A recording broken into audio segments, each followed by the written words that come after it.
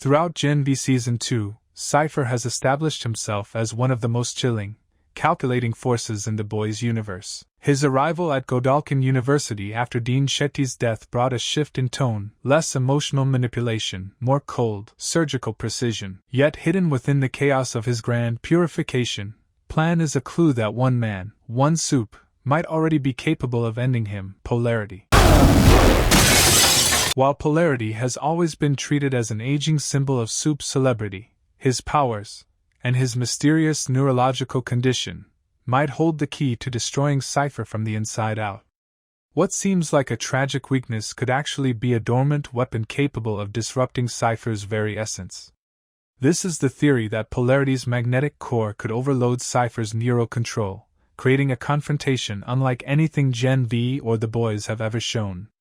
Let's break down how the science, symbolism, and storylines all point toward a final clash between these two that could redefine what power really means in Vought's world. The truth about Polarity's powers. At first glance, Polarity's ability seems simple: magnetism. He can bend metal, manipulate fields, and generate pulses strong enough to crush cars or block bullets. But in the boys' universe, powers are rarely limited to their comic book surface. We've seen Compound V amplify or mutate depending on a supe's biology and emotional state.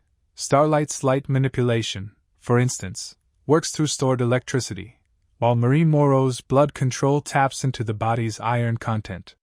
By that logic, Polarity's magnetism should also interact with the bioelectric fields of living beings. Every human and supe emits faint electromagnetic signals. It's the natural rhythm of neurons firing, hearts beating, and muscles contracting. Polarity's control over magnetism could theoretically extend into this realm. In short, he might be able to manipulate biological energy, not just physical metal. If true, that means Polarity doesn't just control the external world, he could disrupt the electrical balance that keeps the brain functioning. And in Cipher's case, that's where things get terrifying. Cipher's control system explained. Episode 6 finally exposed Cipher's endgame: to wipe out 75% of Godolkin's weaker students, and create a world where only the most powerful supes remain. But his method of control, his ability to coordinate experiments, manipulate data, and apparently keep even the most rebellious minds in check, suggests his powers go beyond intellect. He's too efficient, too composed. The seizures that plague him aren't random, they look like the side effects of neural overload. Whether Cipher is a psychic, a technopath, or the host of Thomas Godolkin's consciousness, one thing is clear: his influence depends on electrical stability. Every seizure, every flicker of light around him hints that his power, and possibly his life, is tied to electromagnetic feedback loops. He uses his mind like a processor, constantly managing frequencies to maintain control over others and himself. That's where Polarity comes in. If Cipher's consciousness functions through electromagnetic resonance, reading and influencing others' neural signals, then Polarity's magnetic field could be the one natural force capable of short-circuiting it. The science behind the showdown. To understand how Polarity could defeat Cipher, we have to dig into the fictional science of Compound V. The serum rewires cellular activity, fusing human biology with volatile energy signatures. Every supe's V signature is unique, like a magnetic fingerprint. Cipher, obsessed with purification, has been studying these signatures to determine which supes are worthy of survival. Now imagine Polarity's signature, the literal embodiment of electromagnetic chaos. His body constantly emits magnetic pulses, which could explain his recurring blackouts. His brain might be constantly recalibrating to maintain equilibrium between magnetic output and human function. What if those tremors aren't a symptom of age, but the early signs of his power evolving beyond his control? If Polarity learns to harness that instability, he could generate a field powerful enough to distort the V signatures of others, destabilizing Cipher's delicate neural control. It's like holding a magnet to a hard drive. One surge could erase everything Cipher has built. Why Polarity is the perfect counter. Cipher's evil is mathematical. He believes in selective evolution, in erasing imperfection to achieve balance. Polarity represents the opposite: disorder, imperfection, humanity. He's flawed, emotional, and physically deteriorating. His powers are unreliable. Yet those very traits might be what allow him to defy Cipher's logic-based system. Cipher wants to engineer perfection through control. Polarity's magnetic fields thrive in chaos. When a perfect system meets entropy, entropy always wins. In the same way that Homelander's brute power can't stop a virus or a psychic rupture, Cipher's clinical precision may crumble in the presence of uncontrolled electromagnetic fury. It's poetic justice. Cipher's grand design could be undone by the one man he would classify as obsolete. The confrontation, how it could play out. Picture the finale. Cipher has cornered Marie Moreau, intending to use her blood to repair his failing body. His seizures worsen as Godolkin's consciousness struggles for dominance inside him. The lab is filled with the hum of machines, every surface glinting with metal wires snaking across the floor. Polarity enters, weakened but determined. He's been on the verge of collapse all season, but now he understands the truth. His condition isn't killing him, it's transforming him. The tremors are his body adapting to handle more energy than ever before. Cipher greets him calmly, confident he can disable Polarity with a thought.